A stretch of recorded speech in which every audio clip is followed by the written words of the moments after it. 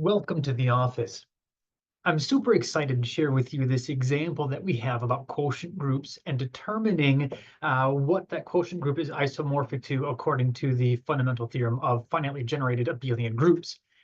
This is great. This is great. So in your textbook, you probably have a similar example as to what we're actually going to take a look at today. Oftentimes, textbooks include classify Z, direct product with Z. Excuse me. Let me write it up above here so that we make sure we're on the same page. Z, direct product with Z, quotient by what's generated by 1, 1.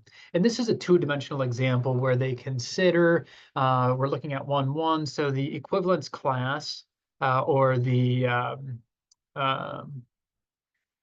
coset that corresponds to exactly this is the line that passes through all of the dots, right? 1, 1, 2, 2, 3, 3, 4, 4, and so on. -1, -1, -2, -2, and so on. Okay, so it corresponds to this line. But then what you end up doing is if you can end up moving this line to the left and to the right. If you try to move it up or down, then you end up with the same thing as moving it to the left or right. And so you end up showing that this is equal to or isomorphic to just Z itself. And we want to look at the counterpart to that for this example. If we take the three-dimensional space, Z, direct product with Z, direct product with Z, so we're working essentially, right, if we think of this as being embedded in R3 and taking the quotient group, looking at the quotient group by considering modulo what's generated by this, then we can do a very similar thing. So this generates all of the elements that look like n, comma, n, comma, n, right? And if that's the case, what we end up with is this line in R3. So we don't want to necessarily think of it as the line itself. That's just the easiest way to represent it. What we want to remember is that this coset actually just contains the integer entries, 1, 1, 1, 2, 2, 2, 3, 3, 3.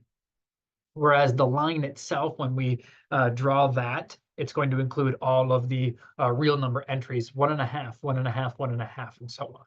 So keeping that in mind, that the line is going to pass through each of the integer entries, what we get is this, this presentation in R3. This line that we have here is the line that passes through the point 1, 1, 1. If I wanted to, I could maybe plot that point. I don't think it'll let me plot the point, but I can plot a vector that points at that point. So 1, 1, 1, for example. Oh, no, it does plot the point. Excellent. So here's the point 1, 1, 1. Look from above, you can see it's 1, 1. Look from the side, you can see that it is 1, 1. Look from this side, you can see that it is 1, 1. Okay, so it's pointing up in that direction. So we're looking at passing through 2, 2, 2, 3, 3, 3, 4, 4, 4, and so on, and the negative versions as well. Okay, so we're all on the same page. This is what one of the cosets looks like. What I can do is I can identify all of the cosets by actually just considering what happens as I look at the things that are passing through the xy plane, where z is equal to 0. If I go ahead and create a new line, so I have this point P, if I say I want to pass through the point P, and I want to add to that T, T, T, so that points me in the direction of 1, 1, 1, then I get this new line. This already has values here, so you see this kind of parallel line passing through there. But what we can actually do now is we can say, well, let's let our entries vary. Now, this again is passing through all of the real numbers, whereas our context only passes through the numbers that are integer values. But now what I can see is that I can fill all of this Z3 space with these lines. So I am covering all of Z3. I'm covering all of the possible points there. And all of the points on this line are one coset. So it's one element in this quotient group. And all of these lines now, if we condense them all, if we collapse them all, they can be identified simply by the coordinates on the XY plane. So this description is exactly what we want to give for the classification of this factor group. So I'm going to pause that and move back to here where our notes are, and maybe just give a typed up description here. We can think of each coset as a line embedded in R3. R3, right? Not R sub 3, R to the 3. And by doing so, each coset can be identified by its intersection with the x, y plane. Hence, we get,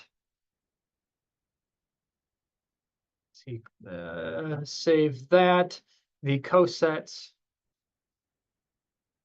can be identified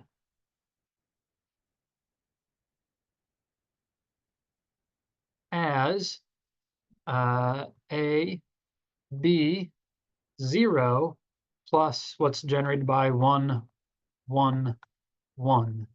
Okay, so I'm very explicitly here using coset notation. Our cosets can be identified as these. Hence, we end up with the identification as, I suppose, such that A and B are integers. Of course, we want that.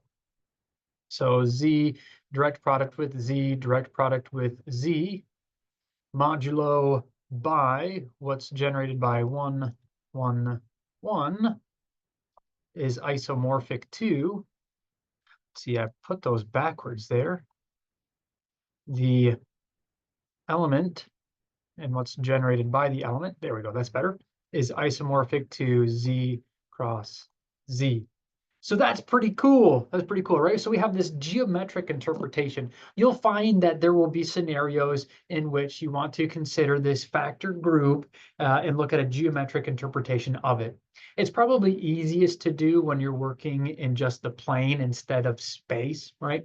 But again, I would encourage you to take a look at the textbook, because most textbooks that have this conversation will have exactly the conversation in Z2, Z cross Z mod, what's generated by 1, 1. Very similar conversation there, more simple version. So, all right, that's all that I wanted to share for this video. I very much enjoyed that. I hope you did as well.